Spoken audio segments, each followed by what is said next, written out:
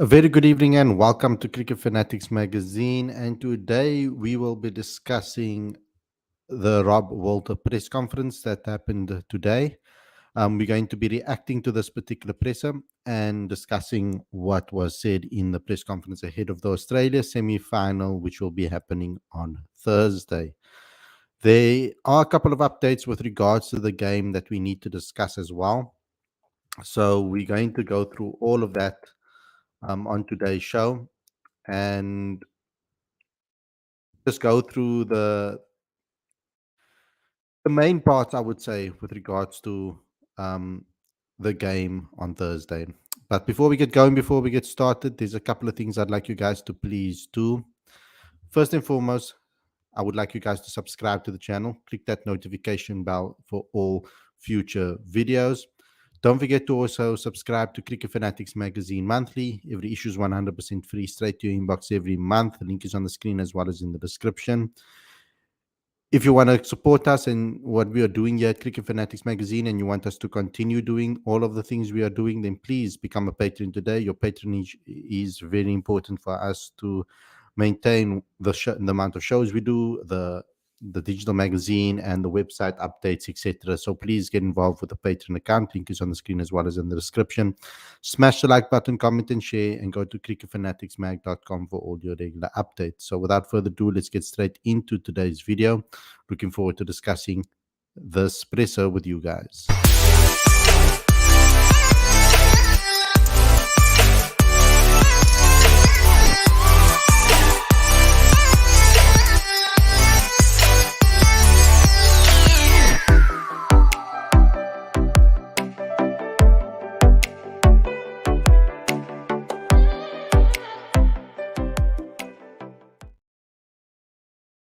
Good evening and welcome to Cricket Fanatics Magazine. This is your daily show. I'm your host Khalid Moedin, and today we're going to be reacting to the South African head coach Rob Walter's comments ahead of the semi-final against Australia.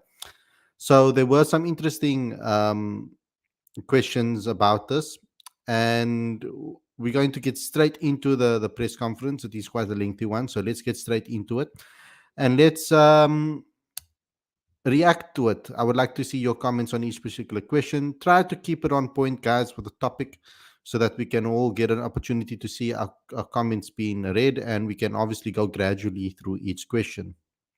Here we go. We can hear you loud and clear. Please go forward. Perfect. Sure. Rob, we saw Temba train quite a lot yesterday. Is there any further updates on how he's doing and what did you make of the way he progressed yesterday? Yeah, yesterday was obviously positive. You guys that were there would have seen him doing a fair bit of training in different manners. So, I mean, that is the update. Obviously, today we'll see again at training. We're just taking it daily.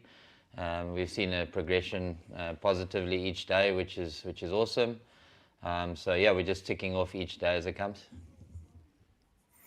Okay, so basically, from this particular part of the presser, he's going to go on and move on with regards to this.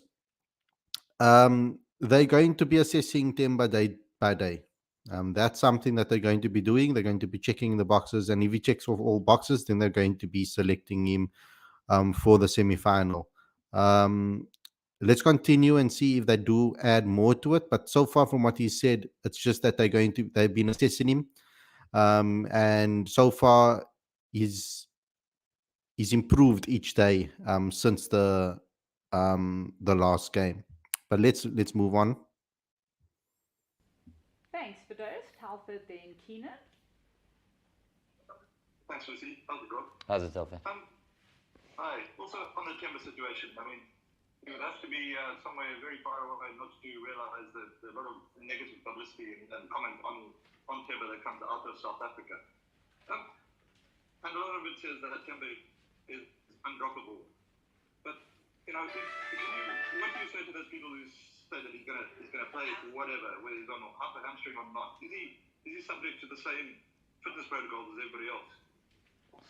Yeah, absolutely is. I mean, Temba hasn't come into the conversation about being dropped because he's been one of our best batters for the entire year. So from me, in my point of view, yep, he hasn't scored the runs that he would have wanted to in the World Cup. But every training he looks like he's close, and every game he looks like he's close. So from that point of view, it's, you know, a good score is just around the corner from him. But as far as being undroppable, no one's bigger than the team at the end of the day. And so, you know, the same goes for everyone.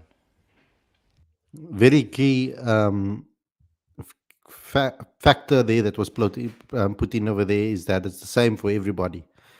Same goes for everybody. So they are assessing him, and Rob backs him because he's been the best batter one of the best batters for South Africa for over a year, which is proven in the stats. Although it is in South African conditions, majority of those games, he has been our best batter in the last year, one of our best batters in the last year. Again, he reiterated that they're going to be assessing him game by game, day by day. To an extent, I agree with what he said with the way Temba looked. Now, I've said it many times on the channel when I was analyzing his performances in this World Cup so far. He looked good for those cameo scores that he scored and then threw his wicket away. Where he should, I feel, have focused more on his natural game and not try to get a bit carried away with himself to try and push the run rate up, etc., and then go more expansive and more attacking, and then end up losing his wicket. I think he needs to stick to his natural game.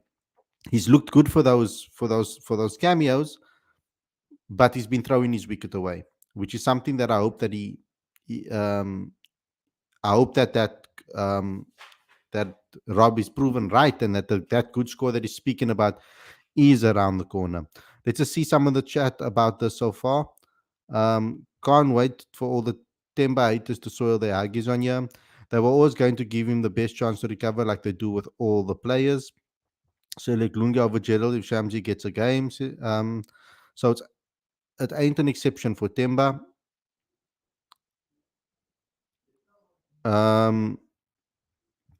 Lorenzo says a good score around the corner. I've heard that the whole tournament and still not one result.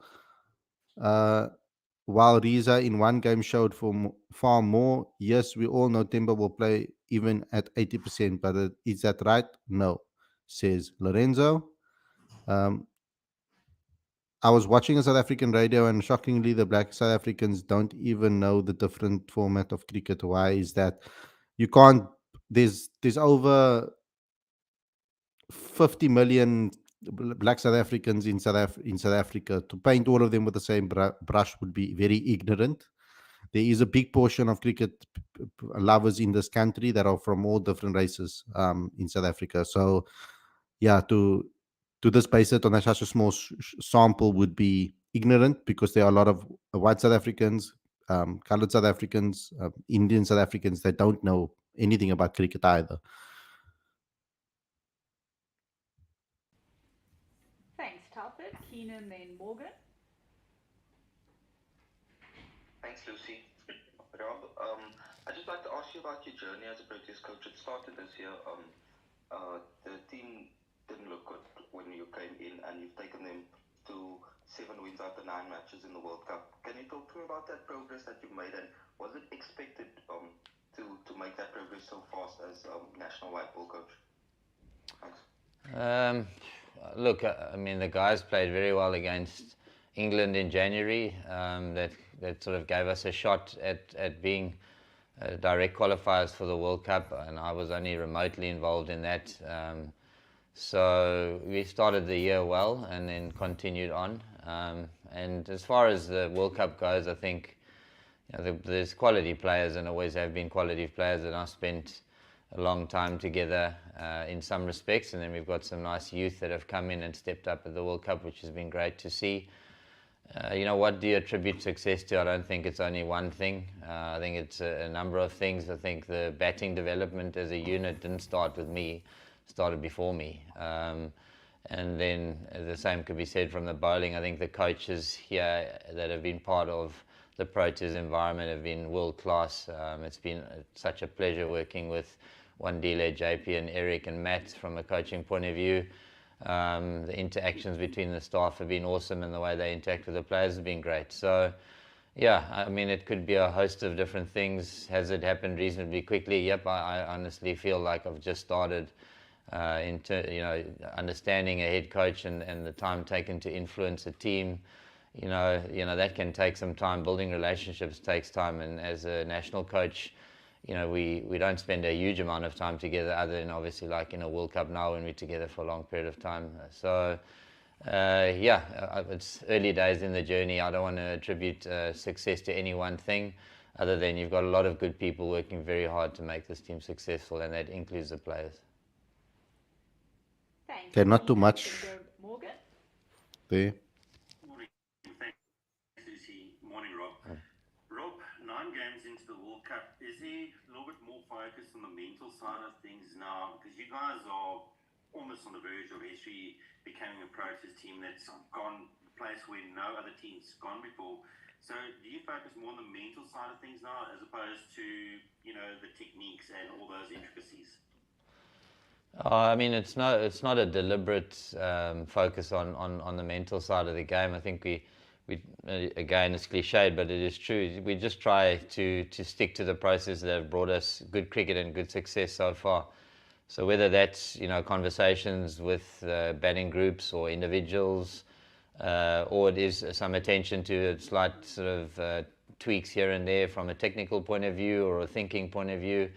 They're all happening. But you're not going to change technique significantly in a tournament. That's never going to happen. It's more around options. What are the options we're taking?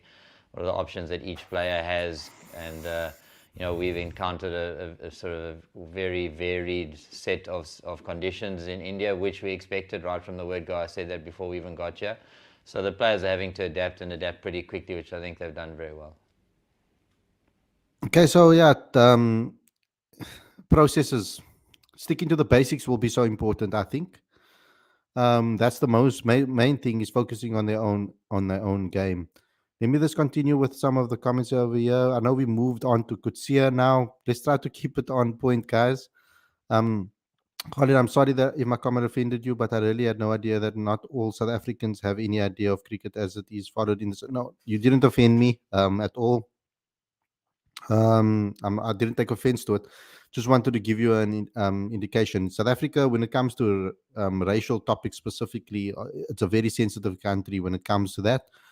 The way the makeup of this country is at the moment, they 80% of people are people of color, and the rest is white, or at least 80 to 85% is people of color.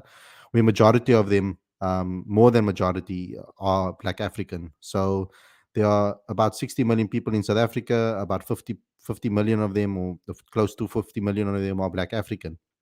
Now, cricket is a rich man's sport, a wealthy person's sport. So not all schools play cricket in South Africa. So not a lot of people in the township, where majority of the people are sitting, are exposed to cricket. Also, we know that SuperSport owns the rights to cricket in South Africa, and it's not necessarily played on SABC often. So from a spreading of the game perspective, it's not necessarily spread throughout the country as much as rugby is, as much as football is in South Africa. Football is the biggest sport still in South Africa, with the amount of people playing it, with the amount of people watching it. So cricket is, like, when you take it on the scale of popularity in South Africa, it would probably be third on the list in South Africa. And I know on a global scale, because of the subcontinent, it's the second most popular sport in the world.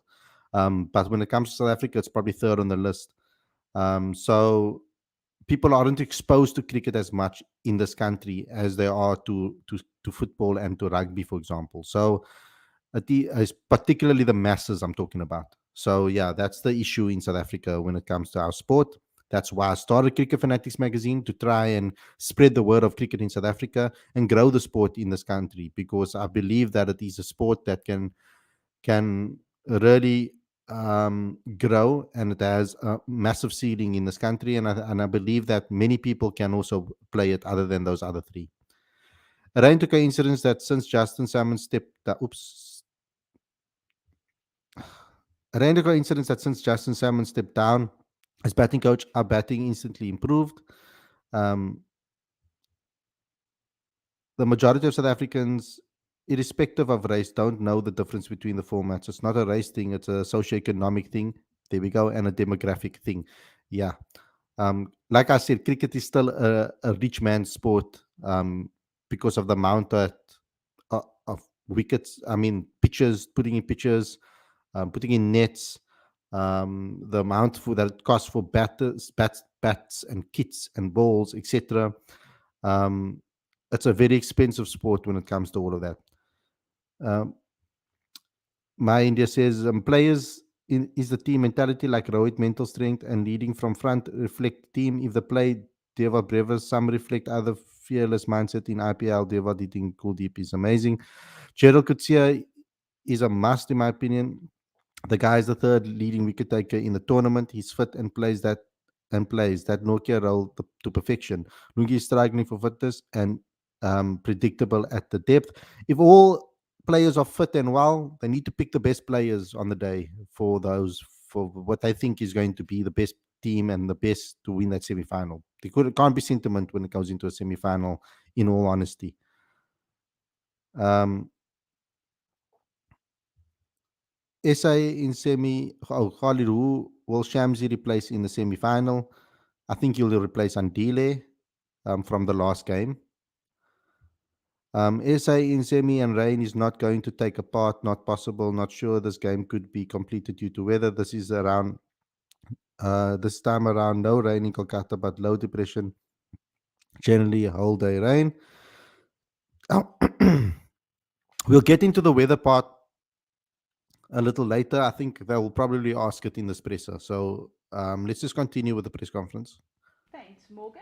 For those, before we go for a second one from you, I'm just going to read out Tennis's question. So I do apologize that I'm cutting across the screen here. So he just wants to ask about Zampa. He's been in great form here after taking punishment in SA. Do the batters feel confident against him, and how do you guys prepare for him? Yeah, I mean, he's up there with the top wicket takers in the tournament. He's a quality bowler. We have played well against him both in South Africa and in the first game. We under no illusions as to whether he's a threat or not. Obviously, he's an international grade bowler that's bowling very well. So we have confidence in the fact that we've played him well, but we understand the threat that he does pose, and so it's going to be a great matchup of skills. Really, I'm super excited for it because the wicket will probably turn a little bit, so it'll put our spin play under the spotlight, and we've done that really well. So I'm looking forward to it again. Thanks for that one, Tennis. We're going to go for those then, Ali. Thanks again, Lucy. Sorry, Rob, just to be 100% clear, so will you take a call on Temba's availability on the morning of the game, or do you expect to be able to make it earlier than that? No, we'd hopefully make it earlier than that. In an ideal world, we wouldn't want to wait that late. But at the end of the day, I do want to give him every chance of being ready to play for his country. So, as I said, we just tick it off day by day. And when the decision needs to be made, we'll make it. Great, thanks for those. Hi Rob, I'm just wondering with Glenn Maxwell coming back into the Australian team, or likely to come back, obviously his first performance since that incredible double 100 against Afghanistan. I'm just wondering whether that innings has changed any of your plans towards him, or whether you consider it a kind of lightning is unlikely to strike twice kind of affair. No, I mean, without sort of downplaying the innings, because it was spectacular and sort of a one of a kind, really. It's kind of what you expect from Glenn Maxwell. The sort of the array of shots that he played, the different reverse scoops that he plays, and slog sweeps, etc., etc. So there wasn't a shot that I saw him play that we haven't seen him play before. He obviously managed to put them all together in a day to do something historical, and it was pretty exciting to watch. So I'm hoping that he's not going to try and repeat those antics against us. But as we saw, he did create an opportunity early, which unfortunately the Afghanistans didn't capitalize on.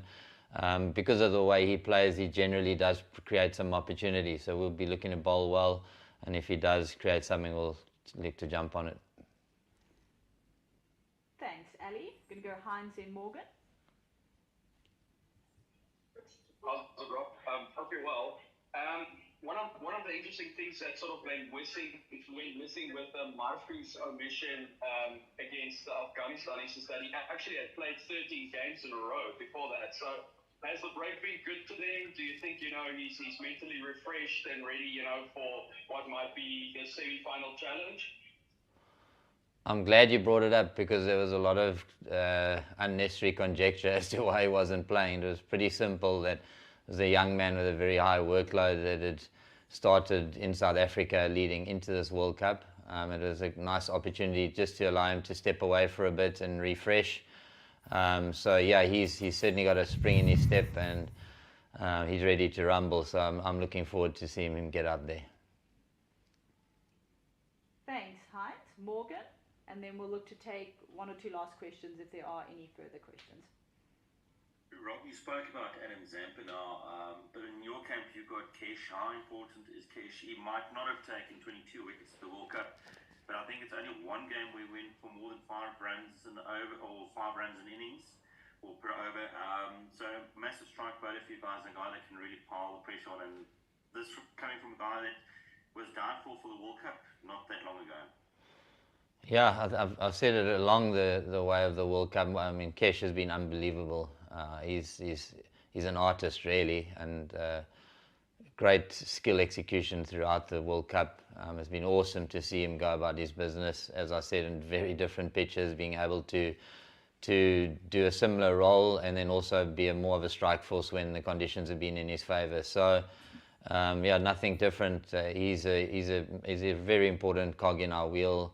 Very clear in terms of what his specific roles are during the game and how he gets used. So yeah, very important bowler in our group, and looking forward to seeing him roll in the semi-final for sure. Yeah, and someone that doesn't get a lot of credit, and a lot of things are not made of Keshav Maharaj. And I want to just take some time to just say that he's a fantastic bowler, a fantastic sportsman, a fantastic person as well. The way he brings the team together, his fighting spirit, his dedication to the Proteas is unbelievable. And today he was rewarded. I mean, it all comes from hard work, though. But he's now the number one ODI bowler in the world.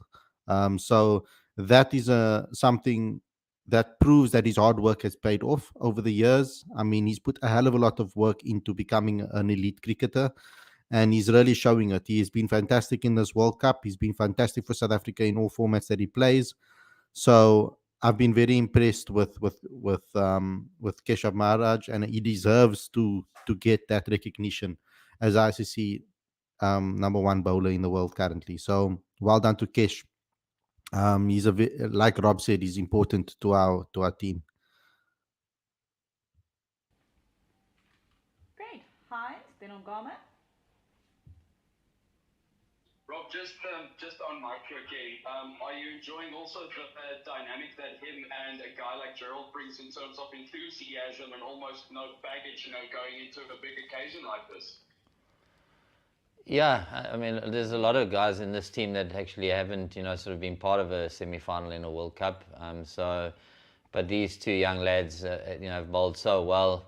Very often people talk about you can't buy experience, and that is true. But experience is only important or valuable if it actually makes an impact in the team that you're playing in. These guys have come in, they brought a fresh energy, very different in terms of the things that they do. And the skill set that they have, but both being wicket takers. And, from a competition point of view, we sort of leading the race in terms of wickets taken in the power play and in the middle phase of the game. And it's no small measure to both their efforts. Yeah, but we need to now improve how we perform in that at the death now. That's something that we need to improve. But I mean, we just have to bring that type of perspective or that type of performances into the semi-final. On Garma. Hi, Rob. We've heard Temba talk about how the blueprint for chasing is not as defined as it is for setting scores. I'm just interested to find out like the progress that you guys have made in defining that blueprint, And also, obviously, you've chased a couple of times in this World Cup. How have those games, especially the last one against Afghanistan, helped you guys to get a better understanding of how you want to approach batting second? Yeah, look, I think some of that is down to just the fact that we haven't done it a hell of a lot in this year. Over sporadically over the year, we've obviously chased 10 times, but we had a string of games in the Aussie series that led into the World Cup where we batted first a lot. So from a blueprint point of view, it's we're trying not to sort of overthink the idea of chasing. It's just a matter of getting a few fundamentals right in order to get the chase done, and one of those is obviously a centralized figure in the batting unit to basically anchor the innings, which we saw Rassie Vanderson do in the last game. And then an Aiden Markram obviously didn't get the team over the line, but he did that against Pakistan. So wherever we've chased well, there's been a central figure there that the other batters have batted around, and it's not rocket science. I think every team will be looking to do it in a similar fashion. So I think there is an understanding, and it's much like just doing it more and more and more to become efficient at it. And the Afghanistan game would obviously have just reiterated our thoughts on how to chase and the blueprint around doing it, and we could tick that box. Set, set the total, set the foundation, and then allow your middle order to do what they do. That's how I feel that they should face every single thing when it goes to our chasing. Next, and then Zahir, and then we'll look to wrap with Fidos. Hi, Rob. There's been a bit of a buzz on social media about possible rain on Thursday and even Friday. So how does that factor into your preparations as a team, especially looking at the Proteas' history with rain in World Cups? Fortunately, they put a massive DLS score on the scoreboard these days, so it's hard to get it wrong. But no, in truth, the only thing is just an awareness of the weather. I don't think you can prepare too much for it because it is such an inconsistent factor. We have to obviously have our ducks in a row if the game is impacted somehow by rain. But business as usual until we get closer to the time and can see how that rain might impact things. Yeah, so based on the rain, according to the weather report that I have in front of me right here, Thursday it seems that there's going to be rain 40%, 37%, 33% chance, 53% chance right until the evening from the morning. So both Friday has more of a chance. That's 70 to 50%, 68%, 48% right throughout the day as well. So there is definitely a chance of rain. I don't know if the whole day will rain out or not, but there's definitely a chance of seeing rain that it will affect us. So once again, the toss is going to be important. Thanks, Zahir. Apologies if it's been asked already, but have you received any messages from coaches or former captains or players, South African players, just wishing you guys good luck? And if so, what's the core of the message? Yeah, it's obviously it's nice to get the messages of goodwill from wherever they come from. I guess we've all got our people that we're close to in the cricket circles that have sent those messages through. I mean, the resounding message that we're getting is everyone's been really excited by the way we've played, and so for me that's sort of already a victory. So on Thursday, it's just a matter of trying to repeat that again against a good opposition in a playoff game. And hopefully the team has sort of been a vehicle of inspiration, and judging by the messages, there has been that feel to it. So long may that continue. This won't define us, but certainly we'll be looking to try and play the same type of game and create the same vibe and inspiration around it. Great, thanks, Zahir. For those.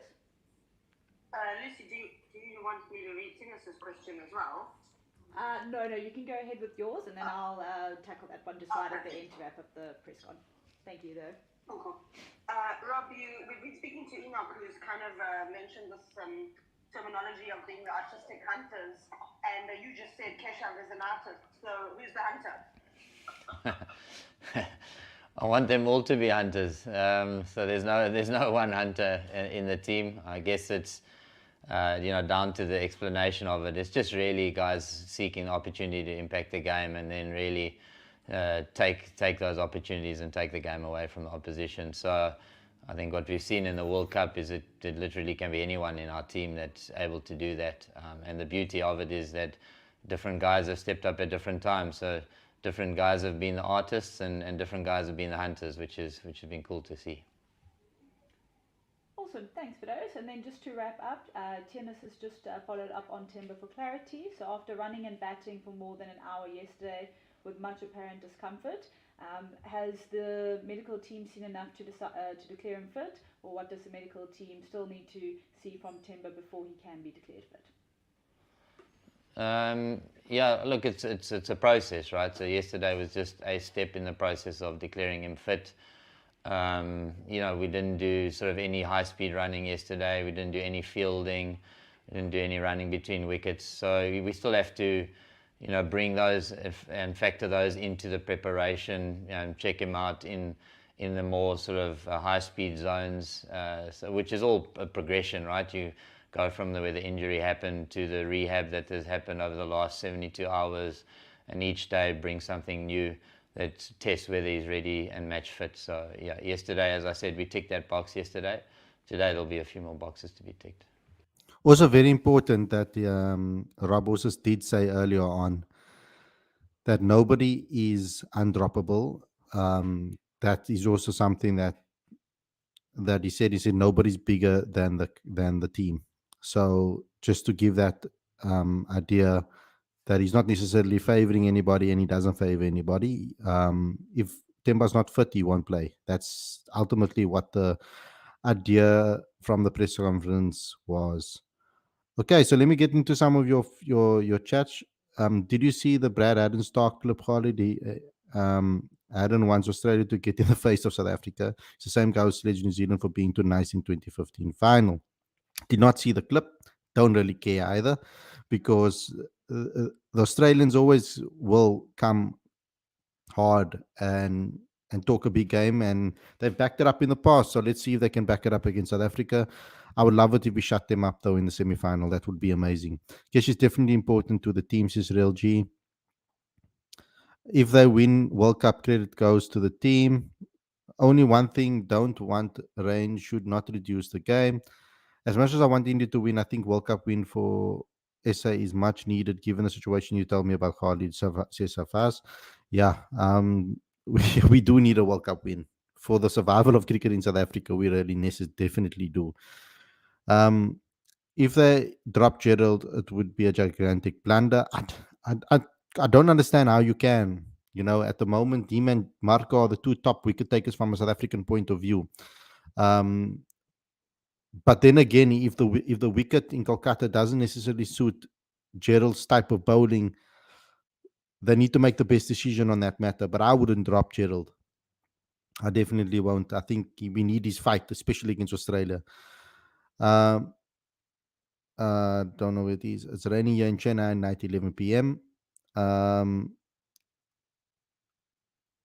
We want New Zealand or SA to win, says. I don't know about that because it's like every time Miller goes out. Oh, he's talking about Miller coming in, especially in a high pressure situation. Even if there's a two lower order batsmen at the crease, he seems to the team's morale goes out the window. Don't know why, but it is really negative effort on their mentality. So Temba Bavuma has to realize that he's not 100% and needs to let Riza Hendricks play the good of the team. If he's not 100% fit, I would prefer if he rather doesn't play.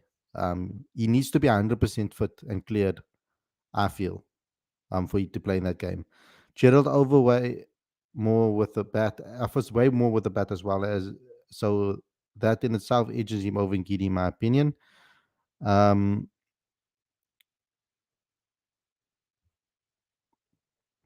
Miller gets himself in more when chasing compared to Classy.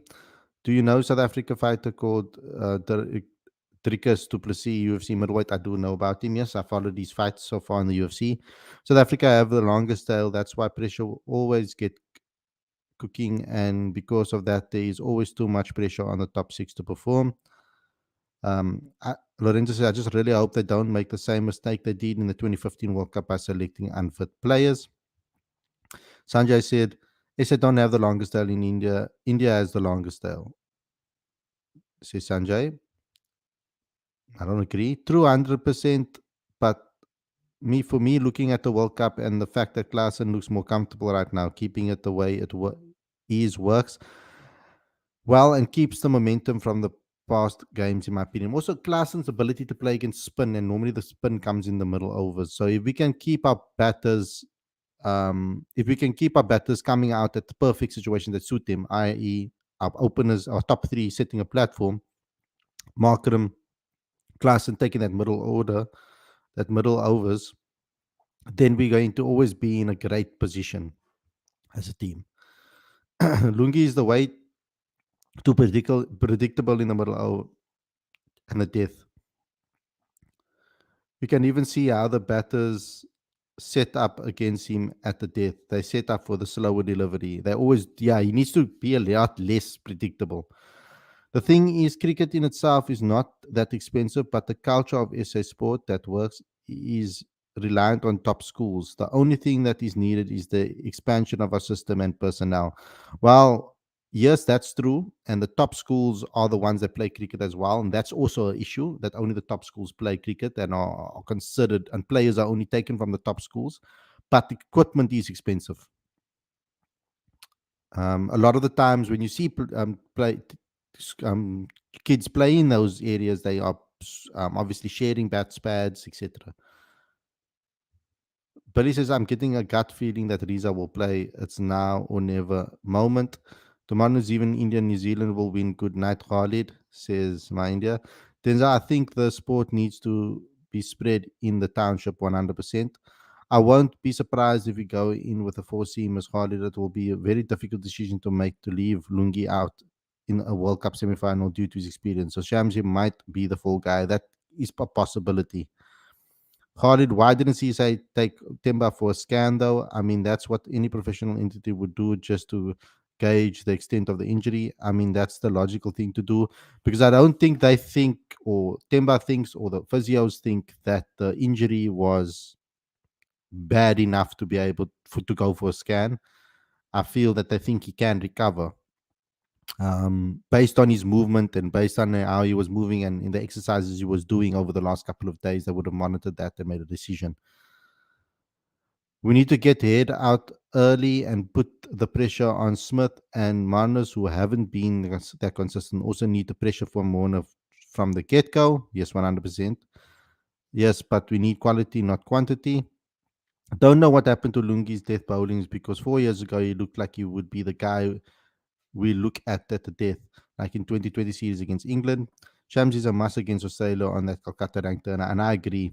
Temba out, Riza in, says Billy. And yeah, I think two spinners is important. Um, so if we're gonna pick two spinners, then I think Lungi would be the fall guy, to be honest, in Kolkata. Um, even though they made the decision the last time not to play Gerald on that, specifically because of the conditions and the wicket. But his wicket taking form has been phenomenal. So bringing in Tabray Shamsi, if you're going to take it on form and you're going to take it on wickets this tournament so far, the other factor we need to take into account is that there's going to be a high pressure situation, and we don't know how Gerald will handle the pressure of a semi-final against Australia. Whereas we know Lungi is a little bit more experienced and faced these type of situations before. So it's going to be a very hard decision to make when it comes to um, picking the 11.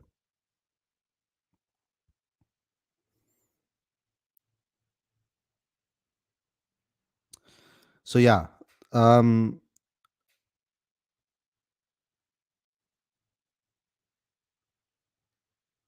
Anyway, so that's what we've got, guys, right now. I can answer this question for you.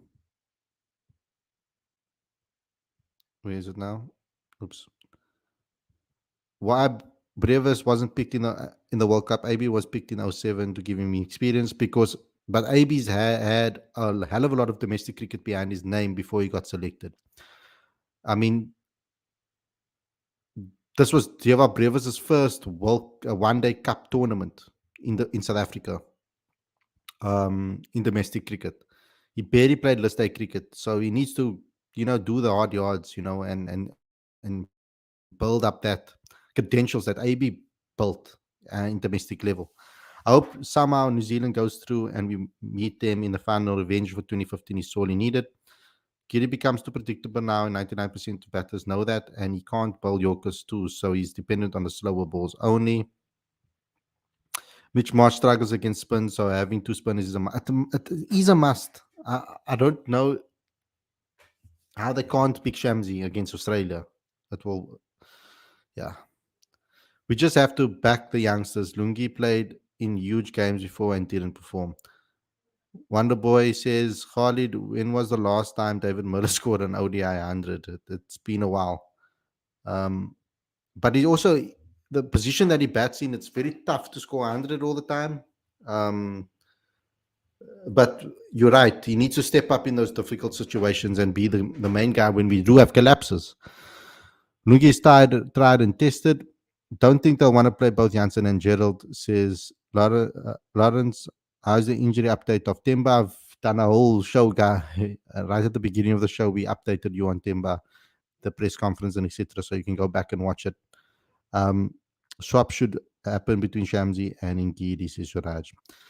Guys, thanks a lot for tuning in. I hope you guys enjoyed this episode. Please don't forget to subscribe to the channel. Click that notification bell for all future videos, please. We'll obviously be doing our preview show tomorrow on the ahead of the game on Thursday. So please join us for that. We'll have a lot to talk about and how we're going to line up, how we'd want to line up, all of the things that we normally do on our preview shows. So please join us for that. Don't forget to download the latest issue of Cricket Fanatics magazine monthly. It's all about BMT. Every issue is 100% free, straight to your inbox every month. Link is on the screen as well as in the description. Become a patron to show your support and to help us continue doing what we are doing over years. Link is on the screen as well as in the description. Smash the like button and comment and share. And go to cricketfanaticsmag.com for all your regular updates. Yeah, so without further ado, guys, thanks a lot for tuning in. Thanks for all the amazing comments and keeping me company tonight. I'll see you guys again tomorrow with another preview show. Stay safe. Enjoy the rest of your evening. Peace out.